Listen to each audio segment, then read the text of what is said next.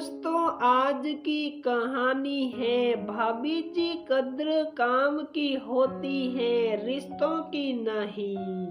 दोस्तों, कहानी शुरू करने से पहले अगर आपने हमारे चैनल को सब्सक्राइब नहीं किया है तो सब्सक्राइब कर लीजिए ताकि आपके पास पहुंचे हर नया वीडियो। अरे सुमन, जरा जल्दी जल्दी हाथ चला, देख लोग खाना खाने बैठ चुके हैं। हाँ भाभी, कर ही रही हूँ, पूरियां तलने सुमन ने कहा और उसकी आंखों में आंसू झरझर गिरते जा रहे थे, जिस पर उसकी जेठानी मीता ने ध्यान ही नहीं दिया। कल रात से उसे तेज बुखार है, पर फिर भी यहाँ रसोई में अकेली लगी हुई है, जबकि जेठानी जी की मम्मी भाभी तीनों बहनें बाहर बैठी हंसी मजाक कर रही हैं, पर मजाल है कि कोई एक भी आकर सुमन की रसोई में मदद कर दे, जबकि सबको पता था कि उसे तेज बुखार है। बाहर बैठा उसका पति धीरज भी कुछ नहीं कर पा रहा था। रह कर उसे सुबह की बातें याद आ गई, जब उसने फोन करके अपने बड़े भाई साहब को कहा था कि भैया, हम लोग सत्यनारायण की कथा में नहीं आ पाएंगे।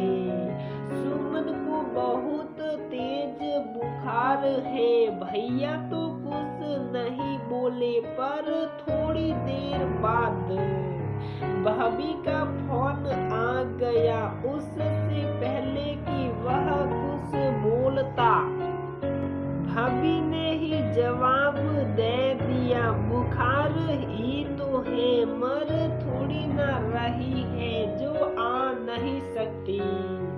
या जब लोग पूछेंगे कि तेरी देवरानी क्यों नहीं आई, तो क्या जवाब दूंगी?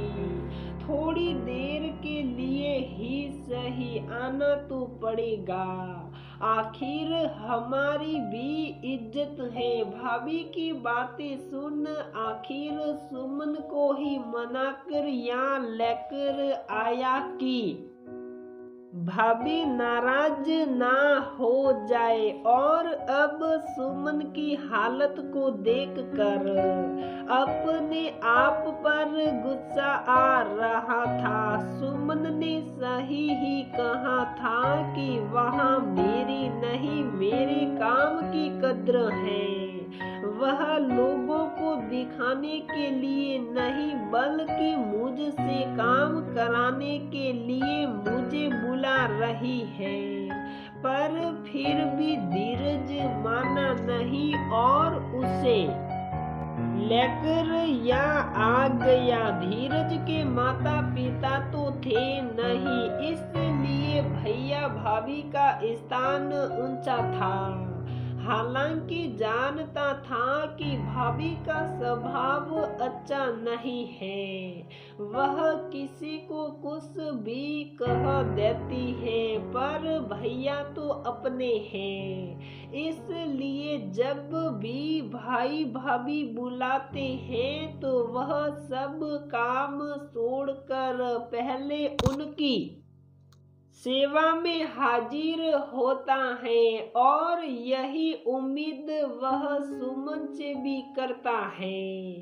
पर जब यहाँ आकर खुद अपनी आंखों से देखा, तब जाकर आंखों पर पड़े हुए पर्दे हटे कि सुमन गलत नहीं कहती थी। आखिर भाभी ने 50-60 लोगों का खाना किया है, तो कम से कम एक रसोईया तो रख लेती।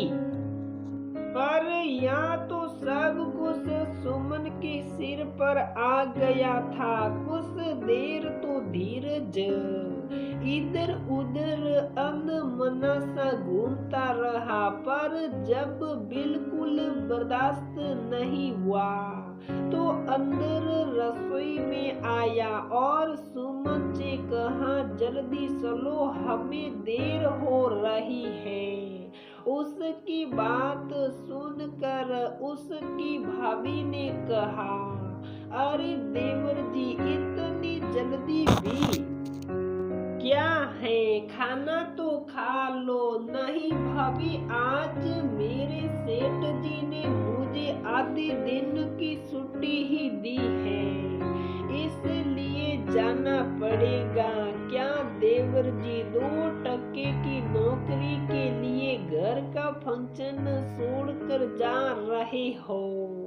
भाभी, आपके लिए 2 टके की नौकरी है, पर मेरे लिए मेरे परिवार के भरण पोषण करने का साधन है। माफ कीजिएगा, पर अभी जल्दी में हो। ऐसा कह कर धीरज सुमन को लेकर वहां से निकल गया। आते समय रास्ते में ही दोनों ने खाना खाया और फिर घर आ गए। लेकिन अब धीरज को भी समझ में आ चुका था कि पहले उसके लिए उसका परिवार मायने रखता है। सम्मान अपनी जगह है और परिवार अपनी जगह, ये बात बड़ों को भी समझना चाहिए। जब दूसरी बार भैया भाभी ने अपने बेटे के जन्मदिन पर उन्हें बुलाया तो धीरज सुमन को केक कटने के टाइम पर ही लेकर गया। उस दिन मीता भाभी का रवैया देखने लायक था। जो मीता भाभी हमेशा बन ठन कर तैयार रहती थी, वह उस दिन पूरी तरह से अस्त व्यस्त नजर आई, क्योंकि वह तो उम्मीदें करके बैठी थी कि सुमन ही आकर काम करेगी। इसलिए उन्होंने रसोईया भी नहीं लगाया, इसलिए सारा काम भाभी और उनकी बहनों को ही करना पड़ा। इसलिए किसी ने भी सुमन से सीधे मुंह बात भी नहीं की। उस दिन के बाद से जब भी भैया भाभी कोई प्रोग्राम करते, धीरज और सुमन हमेशा खाने के समय पर ही पहुंचते। सो धीरे धीरे भैया भाभी ने उन्हें बुलाना बंद कर दिया।